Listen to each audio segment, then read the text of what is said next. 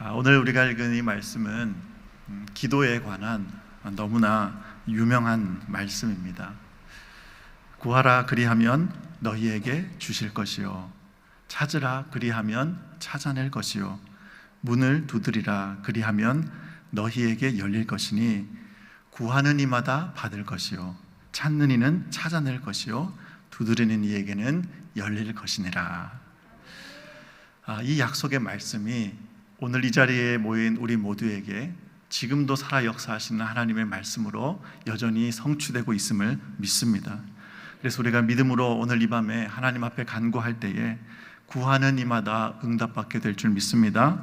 찾는 이마다 찾아내는 역사를 경험하게 될 것입니다.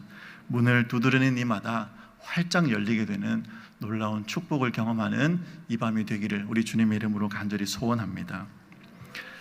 근데 오늘 이 말씀을 우리가 이제 너무 잘 아는 말씀이니까요. 이게 이 성경 말씀을 이렇게 읽다 보면 그래, 구하는 사람에게 하나님 주신다 그랬지, 찾는 사람 하나님이 찾을 수 있다 그랬지, 문 두드리면 열어주신다 그랬지, 이렇게 이제 이 말씀을 우리가 너무나 잘 아니까 그냥 이렇게 쉽게 이해하고 쉽게 받아들이고 지나가기가 참 쉬운데, 오늘 이 말씀을 제가 깊이 묵상하는 가운데 몇 가지 궁금한 점이 이렇게 떠올랐습니다. 질문을 가지고 이 본문을 대하기 시작한 겁니다. 그래서 오늘은 제가 다 다루지는 못하겠지만 오늘 이 말씀을 이렇게 묵상하는 가운데 제 마음에 품었던 두 가지 질문에 대한 그 해답을 함께 나누면서 이 말씀을 통해서 주시는 은혜를 함께 나누고자 합니다. 오늘 본문은 구하라 그리하면 너희에게 주실 것이다, 이렇게 말씀이 시작됩니다. 근데 여러분, 오늘 이 말씀을 읽으면서 혹시 이런 생각을 해보지 않으셨습니까? 우리가 왜 굳이 하나님께 구해야 하는가 하는 질문입니다. 얘들아, 구하면 하나님이 너희에게 주실 거야, 예수님이 이렇게 말씀하시는데 뭐하러 우리가 하나님 앞에 기도하냐 하는 것입니다. 하나님은 우리의 모든 것을 다 아시는 분이잖아요.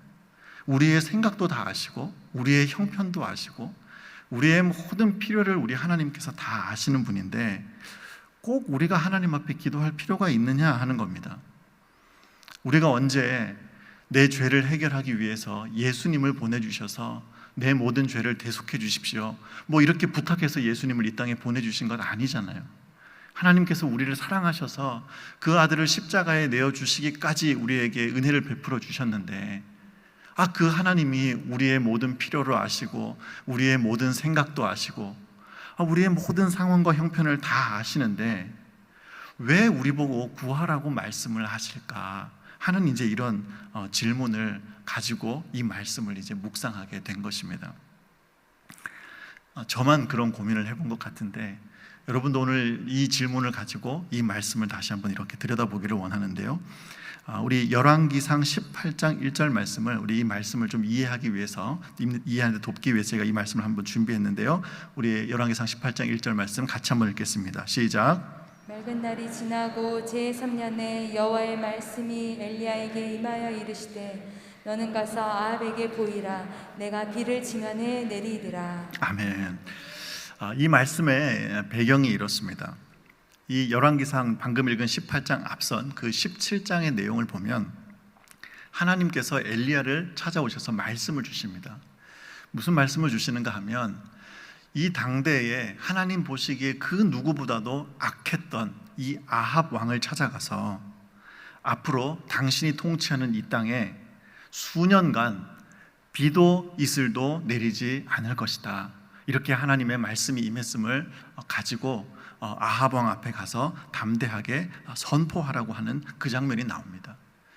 그리고 실제로 그 엘리야의 선포 그대로 3년 동안 이 이스라엘 땅에 비가 내리지 않습니다. 올 봄에 이 용인에 비가 많이 오지 않아서 많이 가물었다, 이런 이야기를 제가 들었습니다. 저희 아버지께서 경주에 사시는데 경주도 얼마나 가뭄이 심했든지 올 봄에 이 모내기를 할 수 없을 만큼 물이 없어서 굉장히 힘든 시간을 보냈다, 그런 이야기를 들었습니다. 그러니까 몇 달만 비가 내리지 않아도 농사를 짓기 힘들 만큼 큰 가뭄이 찾아오는데 3년 동안 비도 없고 이슬도 없는 그 시간이 지속이 되니까 이 이스라엘 땅의 그 가뭄, 이 기근이 얼마나 극심했을지 우리가 충분히 상상해 볼 수 있습니다.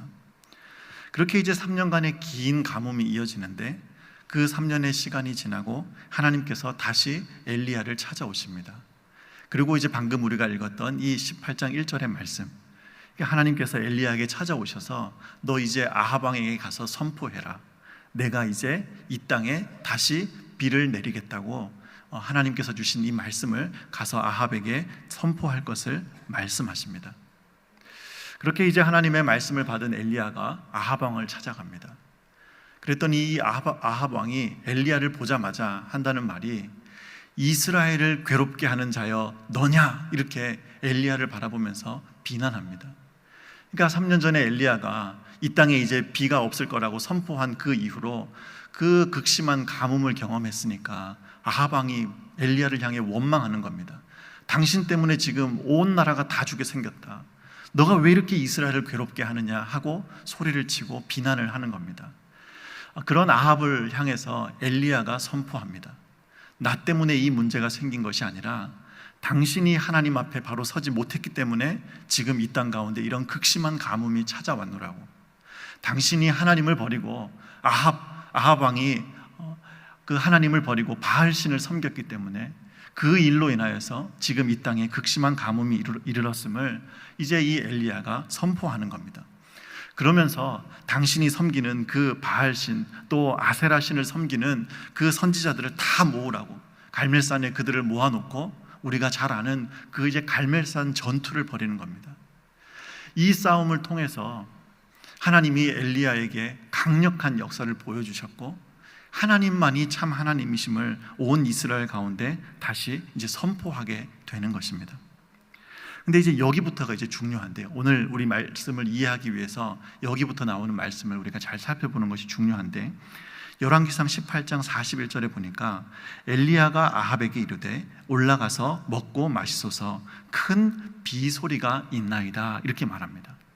그러니까 이 바알 선지자들, 아세라 선지자들과의 그 전투에서 승리한 이후에 엘리야가 이제 아합에게 말하는 겁니다. 이제 큰 비소리가 있다. 하나님께서 내게 약속하신 대로 이제 이 땅 가운데 하나님이 비를 허락하실 겁니다. 그렇게 이제 이야기를 하는 겁니다. 그런데 그 다음 이어지는 42절 말씀을 보니까 아합이 먹고 마시러 올라가니라 엘리야가 갈멜산 꼭대기로 올라가서 땅에 꿇어 엎드려 그의 얼굴을 무릎 사이에 넣고 그랬습니다. 우리가 잘 아는 그 엘리야의 기도가 이제 이 지금 본문에 등장하는 겁니다. 엘리야가 그 머리를 무릎 사이에 넣고 무려 7번이나 하나님 앞에 간구하는 그 장면이 이 열왕기상 18장 42절에 나오는 이 말씀이라는 겁니다. 근데 여러분 이 말씀을 한번 가만히 묵상해 보시면 좀 이상한 장면이 하나 있습니다. 분명 열왕기상 18장 1절에서 하나님이 엘리야를 찾아오셨습니다. 그리고 엘리야에게 뭐라고 말씀하시는가 하면 너 이제 아합에게 가서 말해라. 내가 이 땅 가운데 비를 내리겠다. 하나님께서 이제 비를 주시겠다고 약속의 말씀을 엘리야에게 허락하셨습니다. 그런데 지금 엘리야가 이 42절에 와서 무엇을 하고 있는가 봤더니 하나님 앞에 기도하고 있다는 겁니다. 분명 하나님이 비를 내리겠다고 약속의 말씀을 주셨는데 엘리야가 42절에 와서 다시 하나님 앞에 기도한다는 거예요. 무려 7번이나 반복해서 하나님 앞에 엎드려 기도하는 그 모습이 여기에 등장하는 겁니다. 이 열왕기상 18장에 나오는 이 엘리야의 기도하는 이 장면을 성경학자들이 어떻게 해석하는가 하면 에스겔서 36장을 통해서 그 말씀을 해석합니다. 조금 우리 긴 말씀인데 에스겔 36장 33절에서 37절까지 말씀을 우리 한 목소리로 함께 합독해서 읽겠습니다. 함께 봅니다. 주 여호와께서 이같이 말씀하셨느니라.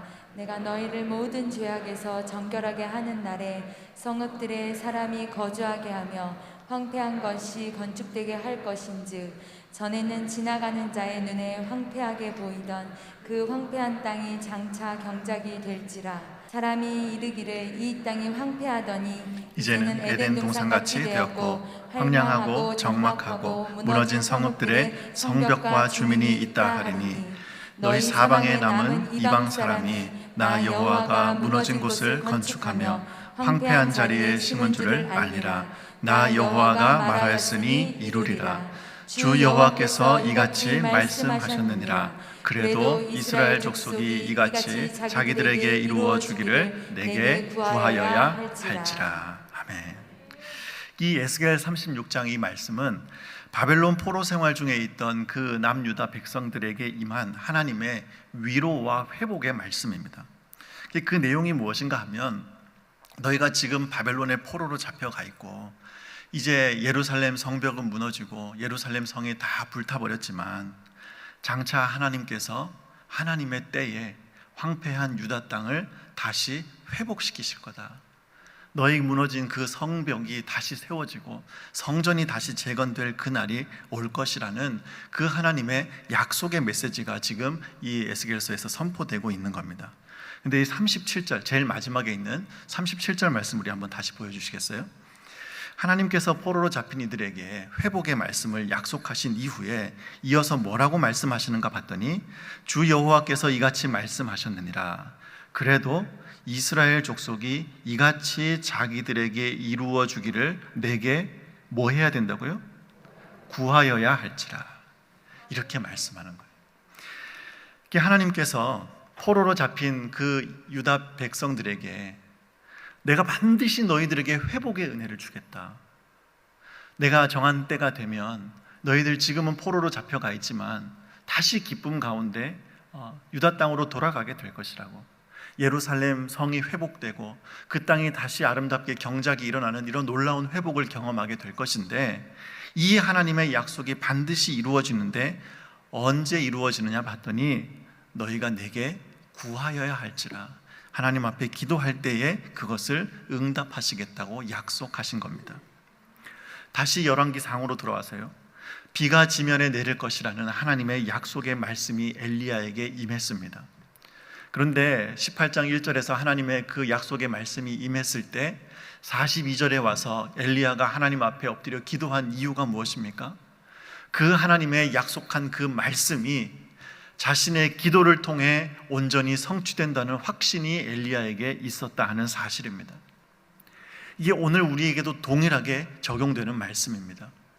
우리의 모든 필요를 다 아시는 하나님, 저는 여기 서서 여러분 앞에 말씀을 전하지만 여기 계신 여러분 한 사람 한 사람의 상황과 형편을 제가 알지도 못하고 무슨 일을 처하고 있는지 저는 전혀 모른다 할지라도 하나님은 여러분 한 사람 한 사람의 모든 상황과 형편을 다 아시는 줄로 믿습니다. 그리고 하나님이 이미 가장 좋은 것으로 응답하시기 위해 다 준비하고 계세요. 다 응답을 예비해 놓고 계신다는 겁니다. 그런데 그것이 언제 이루어지느냐 봤더니 그래도 내게 구해야 할지라.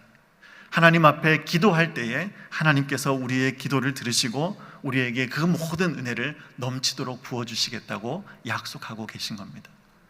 그래서 오늘 말씀에서 우리 예수님께서 이렇게 다시 한번 우리에게 가르침을 주시는 겁니다. 얘들아, 너희 하나님 앞에 구해야 한다. 구하라, 그리하면 주실 것이요. 우리가 이 믿음을 가지고 하나님 앞에 기도하며 나아갈 때 주께서 반드시 우리의 기도를 들으시고 응답하실 줄로 믿습니다. 그런가 하면 두 번째로요, 오늘 말씀을 이렇게 묵상하면 굉장히 어색한 부분이 오늘 본문에 한 가지 등장합니다. 여러분 아마 성경을 읽으시면서 이 부분이 참 이상하다, 이해가 잘 안 된다 하는 부분이 분명히 있었을 텐데, 우리 방금 읽었던 마태복음 7장 12절 말씀이요, 이 말씀 우리 다시 한번 같이 한 목소리를 합독하겠습니다. 시작. 그러므로 무엇이든지 남에게 대접을 받고자 하는 대로 너희도 남을 대접하라. 이것이 율법이요 선지자니라. 아멘. 이 마태복음 지금 이 7장 12절 이 말씀은 황금율이라고 해서 예수님께서 가르쳐 주신 이 기독교인의 윤리관을 잘 보여주는 말씀입니다. 그러니까 너희가 대접을 받고 싶거든 너희도 너희가 대접받고 싶은 대로 남에게 잘 대접해야 된다. 이제 이런 말씀을 주시는 겁니다. 근데 여러분 이 말씀이 좀 이상하지 않습니까? 12절에서 사실 가장 중요한 키워드가 뭔가 하면 그러므로라고 하는 이 단어입니다. 여러분, 이 그러므로라는 말이 언제 사용되는 말입니까? 그러니까 앞에서 설명한 내용의 결론을 내리기 이전에 그러므로라는 이 이제 접속사를 사용하게 됩니다. 그렇다면 12절에 와서 그러므로 하고 이제 이 황금률을 예수님께서 말씀하신다면 이 12절 앞에 나오는 내용에는 어떤 내용이 나와야 하는가 하면 이 그러므로 이후에 나오는 결론에 대한 합당한 그 이유를 설명하는 내용이 그 앞부분에 나와야 됩니다. 근데 방금 우리가 이제 앞서 살펴본 것처럼 7장 7절에서 이 11절까지의 말씀의 그 핵심이 무엇인가 하면 구하라, 찾으라, 두드리라. 그러면 얻게 되고 찾게 되고 열리게 될 거다. 다시 말하면 너희가 하나님 앞에 믿음으로 기도하면 하나님이 반드시 응답하신다. 이것이 이제 이 마태복음 7장 7절에서 11절까지의 내용입니다. 자, 그러면 얘들아, 하나님 앞에 기도하면 하나님이 반드시 응답하실 거야. 그러므로 뒤에 무슨 내용이 나와야 될까요? 네? 이해가 잘 안 되세요? 너희 기도하면 하나님이 반드시 응답해 주실 거야. 그러므로 너희는 하나님 앞에 기도하렴. 이렇게 나와야 자연스럽잖아요. 그런데 오늘 이 말씀을 보니까 이상한 거예요. 얘들아, 하나님 앞에 기도하면 하나님이 다 들어주신다. 구하면 하나님이 반드시 주실 거야. 두드리면 열릴 거야. 반드시 하나님이 응답하실 거야. 그러므로 너희가 남에게 대접을 받고자 하는 대로 남을 잘 대접해라. 이렇게 이야기를 하시는 거예요. 이게 지금 뭔가 이 앞뒤가 좀 안 맞는 말씀 같지 않습니까? 굉장히 어색한 이 문맥의 내용이 지금 이렇게 흘러가고 있다 하는 겁니다. 기도에 관한 교훈을 이야기하시다가 뜬금없이 결론을 남을 잘 대접하라라고 결론을 내리는 이 장면이 굉장히 어색하고 우리가 볼 때는 잘 이해가 되지 않는 부분입니다. 근데 오늘 이 말씀이 우리에게 주는 굉장히 큰 교훈이 이 자리에 담겨 있습니다. 우리가 오늘 이 말씀의 진짜 뜻을 이해하기 위해서 우리가 11절 말씀을 다시 한번 주목해야 되는데요. 우리 11절 말씀, 너희가 악한 자라도 좋은 것으로 자식에게 줄 줄 알거든 하물며 하늘에 계신 너희 아버지께서 구하는 자에게 좋은 것으로 주시지 않겠느냐. 지금 예수님께서 기도에 관한 가르침을 주시면서 이 기도에 관한 가르침을 설명하실 때 무엇을 강조하시는가 봤더니 우리의 기도를 들으시고 응답하시는 분이 하늘에 계신 아버지시다. 이걸 이제 강조합니다. 이게 지금 오늘 본문을 이해하는데 굉장히 중요한 포인트인데요. 우리의 아버지가 누구신가? 하늘에 계신 아버지. 온 우주의 주인 되신 그 하나님께서 우리의 아버지가 되신대요. 그런데 그 하나님이, 그 아버지께서 구하는 우리 자녀들에게 반드시 응답하시겠대요. 가장 좋은 것으로 주시겠다고 약속하는 겁니다. 그러니까 우리는 무엇이든지 하나님 앞에 구하면 하늘에 계신 아버지께로부터 모든 것을 다 받아 누릴 수 있는 아주 풍족한 사람이 되었다는 거예요. 그래서 결론이 뭐냐 하면 얘들아, 너희는 하나님 앞에 구하면 하나님이 너희한테 다 주실 거야.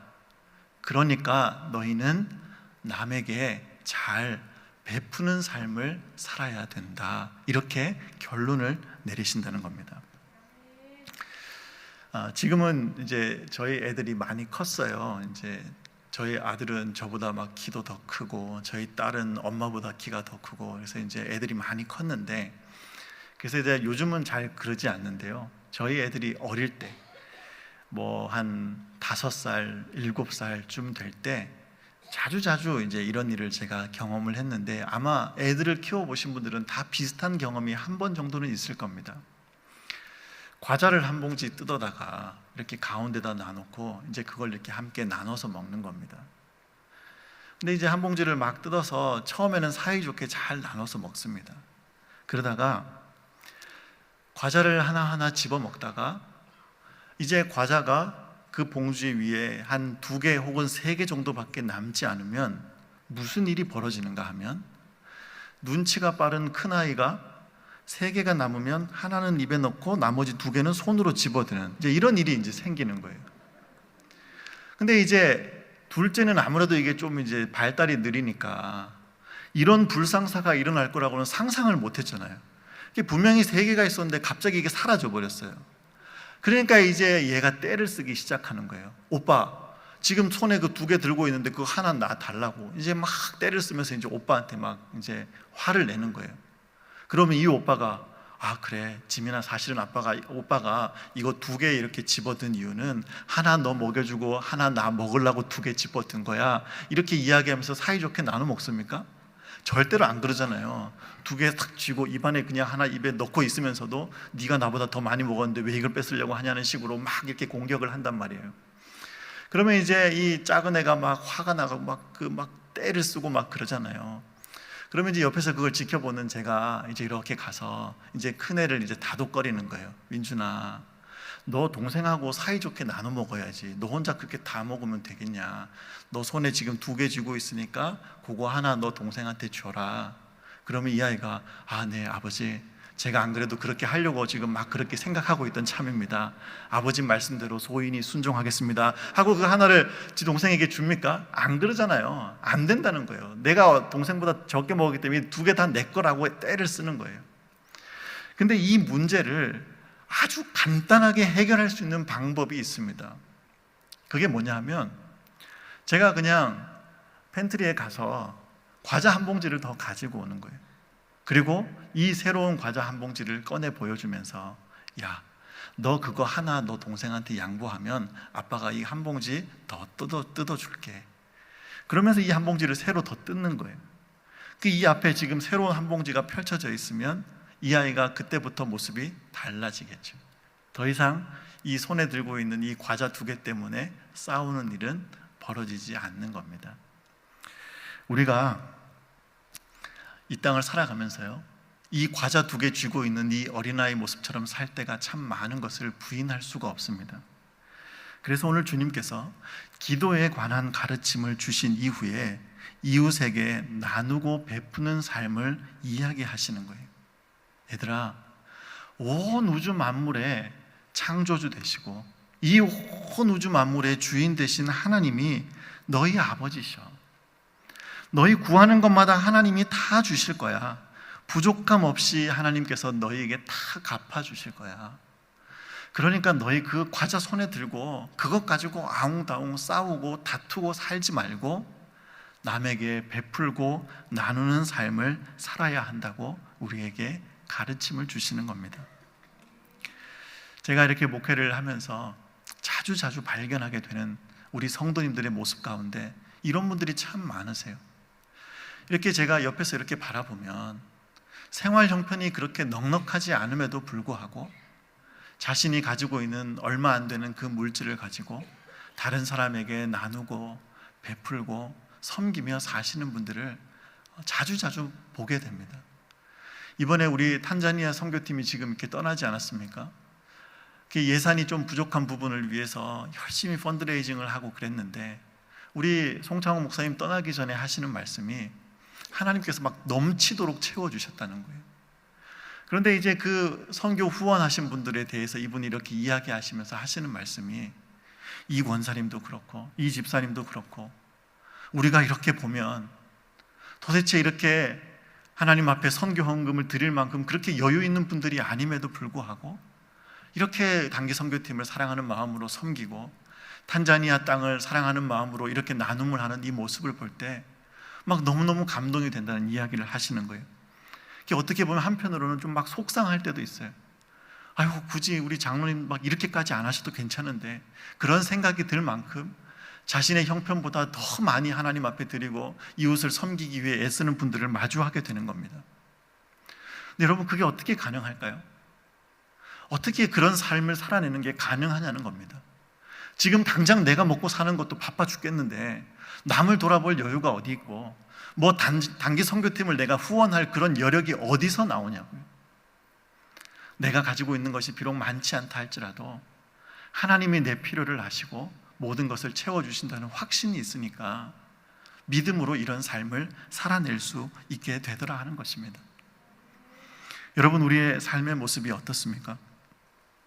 어떻게든 그냥 좀 더 벌어야지, 좀 더 모아야지, 내가 남들보다 하나라도 더 가져야지, 그냥 이 두 손을 콕 쥐고 인색하게 정말 우리 자신만을 생각하며 그렇게 살아가는 분들이 혹시 이 자리에 계시진 않습니까?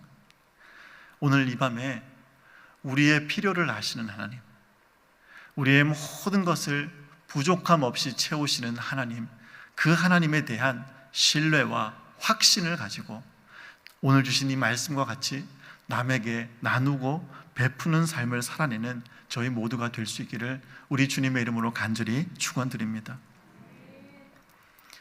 그런가 하면 오늘 이 말씀에서요, 이 어색한 이 결론 말씀에서 우리가 또 한 가지 중요한 포인트를 잊지 말아야 하는데, 그것이 무엇인가 하면 기도에 관한 가르침을 주신 이후에 남에게 잘 베풀어야 한다는 이 우리 주님의 결론이 어떻게 여기에서 이런 결론이 나는가 하면, 우리가 하나님 앞에 드리는 기도의 그 최종적인 목적, 우리의 그 기도에 그 하나님께서 원하시는 기도의 방향이 어디로 나가야 하는가 하면 우리의 필요를 채우는 데서 그치는 것이 아니라 다른 사람을 살리고 다른 사람을 세우는 자리로 우리의 기도가 이어져야 한다는 것을 오늘 이 말씀을 통해서 주님께서 우리에게 깨달음을 주신다 하는 것입니다.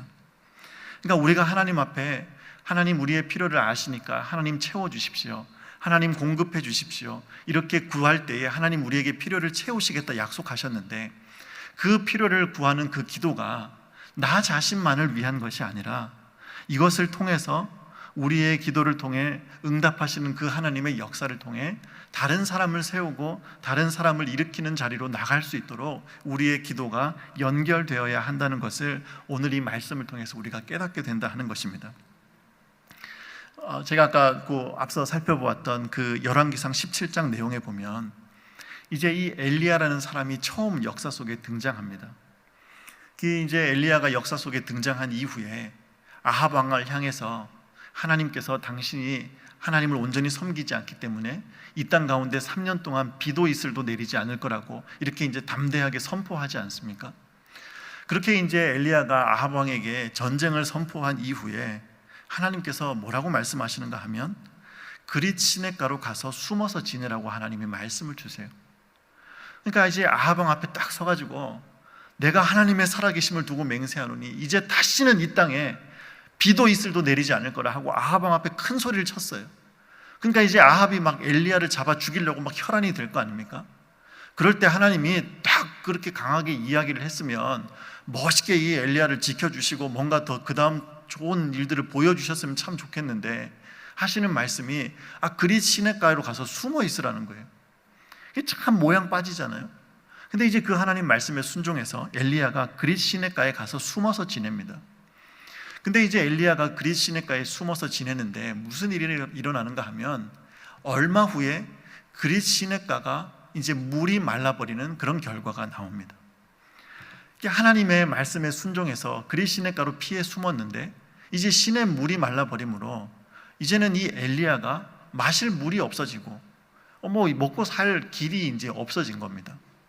그래서 이제 이 일을 어떻게 해야 되는가 했더니 하나님께서 엘리야에게 주시는 해결책이 있는데 그게 뭐냐면 사르밧이라는 동네로 너가 가라, 그렇게 말씀을 하시는 거예요.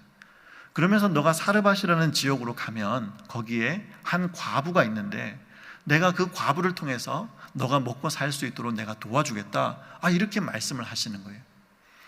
엘리야가 숨어있던 이 그릿 시냇가에서 사르밧까지의 거리가 얼마나 되냐면 약 120km 정도 거리가 돼요. 지금 마실 물도 없어가지고 이거 어떻게 해야 되나 목숨을 연명할 방법을 고민하고 있는 엘리야에게 주시는 말씀이 120km 떨어진 사르밧으로 가라고 말씀을 주시는 겁니다. 그런데 거기에 가면 돈 많은 어떤 부자가 이 사람을 먹여 살려주는 것이 아니고 무엇을 얘기하나 봤더니 과부, 이 당시에 구약 시대의 이 과부는 가장 힘이 없고 연약한 존재들을 대표하는 그 사람 중에 한 사람이지 않습니까? 이제 그 과부 한 사람을 내가 예비를 해놓았는데 그 사람을 통해서 내가 먹을 것을 주겠다고 그렇게 이제 하나님이 말씀을 하시는 거예요. 여러분 한번 생각해 보십시오. 엘리야가 그릿 시내가에서 그 사르밧까지 되는 120km 되는 그 먼 거리를 걸어가는 동안 그가 무슨 생각을 하면서 그 길을 갔을까요?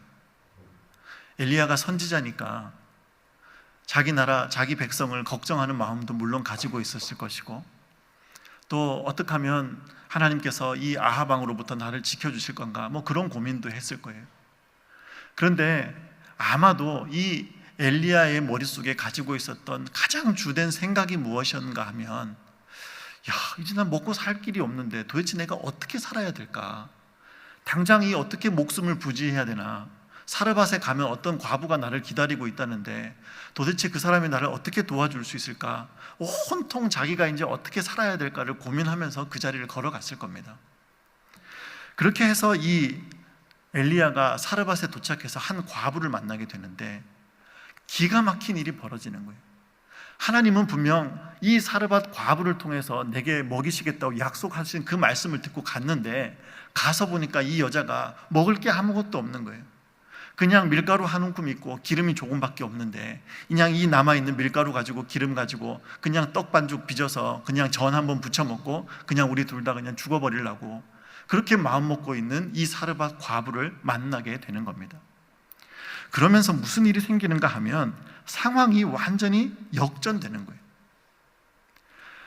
엘리야가 하나님 말씀에 순종해서 그릿 시내가 물이 마름으로 말미암아 사르밧까지 걸어가서 한 과부를 만났는데, 하나님 앞에 이 사람이 갈 때 이 과부가 나를 어떻게 먹여 살려줄 수 있을까? 어떻게 내가 무엇을 먹고 살아야 되나? 온통 그런 걱정과 근심을 가지고 갔는데, 그 자리에 갔더니 무슨 일이 벌어지는가 하면 사르밧 과부가 엘리야를 먹여 살리는 것이 아니라 엘리야가 사르밧 과부와 그 아들을 먹여 살리는 그런 전세가 역전되는 이런 기적이 엘리야를 통해서 나타나게 되는 겁니다. 그 마지막 남은 그 밀가루 한 움큼 가지고 그 반죽을 빚어서 엘리야에게 떡을 대접하지 않습니까? 그 이후에 엘리야가 하나님 앞에 축복할 때에 그 집에 통에 기름이 없어지지 아니하고 밀가루가 더 이상 부족하지 않은 그런 일들이 이 사르밧 과부의 집에 일어나게 되는 거예요. 여러분, 이 하나님의 말씀에 순종하며 이 엘리야가 이 모든 과정들을 경험하면서 무슨 생각을 했을까요? 온통 생각이 자기 자신에게 집중되어 있던 이 엘리야에게 하나님께서 그릿 시내가가 마르게 하심으로, 더 이상 그 그릿 시내가에 머물 수 없게 하심으로 말미암아 살기 위해서 사르밧이라는 그 먼 길까지 오게 하셨는데, 그 길을 와서 보니까 내가 그 사람을 통해서 사는 것이 아니라 나를 통해 하나님이 그 사람을 살리고 나를 통해 하나님이 사르밧 과부의 가정을 회복시키시는 것을 엘리야가 보게 되는 거예요. 여러분, 하나님께서 우리에게 그릿 시내가가 마르는 것 같은 이런 아픔과 슬픔과 기도의 제목을 왜 허락하는지 아십니까? 너 구해가지고 하나님 도움을 받고 너 잘 먹고 잘 살아야지. 너 지금 걱정되잖아? 그거 하나님 앞에 구하면 하나님 주실 거야. 그러니까 하나님 주시는 도움 받고 잘 먹고 잘 살아. 이게 아니라 그릿 시내가가 마르게 하심으로 우리 삶에 무언가가 하나님께서 결핍을 허락하셔서 하나님 앞에 구할 수밖에 없는 자리로, 사르밧으로 나가던 이 엘리야와 같이 하나님께 무언가를 간구할 수밖에 없는 자리로 우리를 이끄시는 거예요. 그런데 하나님, 우리를 내 지금 상황과 형편을 아시는 하나님 앞에 기도하고 간구하는 그 자리로 나갔더니 이 문제가 내 문제를 해결하고 내가 잘 먹고 잘 살게 되고 이 일을 통해 우리 가정이 회복되고 이 문제를 통해서 내가 가진 모든 문제만이 해결되는 것이 아니라 이 일이 다른 사람을 살리게 되고 생각지 못한 사르밧 과부와 같은 사람의 인생을 회복하게 되는 이런 놀라운 사명의 자리로 하나님이 우리를 이끌어 가시더라 하는 것입니다. 여러분, 그래서 오늘 우리가요, 하나님 앞에 많이 구할 거 가지고 나오셨잖아요. 부족하니까 나왔지 않습니까? 하나님, 물질도 필요하니까 도와달라고 기도하기 위해 나왔고, 하나님, 제 건강에 문제가 있으니까 이거 좀 해결해달라고 기도하기 위해 나오셨고, 자녀의 문제, 관계의 문제, 수많은 문제를 가지고 나왔는데 마치 이 엘리야가 접했던 그릿 시내가 말라버린 것 같은 그런 문제를 경험하며 하나님 앞에 간구하기 위해 이 자리에 나왔는데요, 우리의 이 기도가 하나님 앞에 상달되고 응답될 때에 어떤 자리로 나가게 되는가 하면 그 기도를 통해 내 문제만이 해결되는 것이 아니라 우리 주변에 있는 아프고 상한 심령들을 회복하게 하시고 우리를 통해 살아나야 할 사르밧 과부와 같은 이런 인생을 회복하게 하시는 하나님의 놀라운 일들을 오늘 우리를 통해서 이루어내게 하시더라 하는 사실입니다. 그래서 여러분, 오늘 우리의 기도의 지경이 조금 더 넓혀져야 할 것입니다. 내 문제를 해결해 달라고 하나님 앞에 나와서 기도하기 시작했는데 그 기도가 여기에서만 끝나는 것이 아니고 여전히 나의 기도를 통해 회복되어야 할 그 사람, 나의 기도를 통해서 회복되어야 할 그 가정, 오늘 우리의 기도를 통해서 하나님께서 부흥케 하실 그 교회, 그 모든 자리로 우리의 기도가 넓혀져 가야 할 줄 믿습니다. 저 멀리 탄자니아, 얼굴도 모르고 말도 안 통하는 그 나라 그 땅을 위해 우리가 기도하는 이유가 무엇입니까? 내 문제, 내 걱정, 내 근심만 가지고 하나님 앞에 기도하기 위해 나왔다가 기도하는 가운데 하나님 나를 통해서 그 땅 가운데도 행하실 일이 있으셔서 알지도 못하는 탄자니아 땅까지 가슴으로 품게 하시고 기도하게 하시는 그 하나님의 은혜가 오늘 우리에게 임하게 하셔서 오늘 우리를 통해 그 먼 땅까지도 회복시키시는 놀라운 은혜가 우리 가운데 임하게 될 줄 주님의 이름으로 간절히 축원하고 축복합니다. 여러분, 이제 말씀을 정리하겠습니다. 우리 하나님은 우리의 기도를 들으시고 반드시 응답하십니다. 구하는 자에게 하나님이 가장 좋은 것으로 반드시 응답하실 줄로 믿습니다. 그 은혜와 확신을 가지고 오늘 이 저녁 하나님 앞에 기도하는 저희 모두가 될 수 있기를 바랍니다.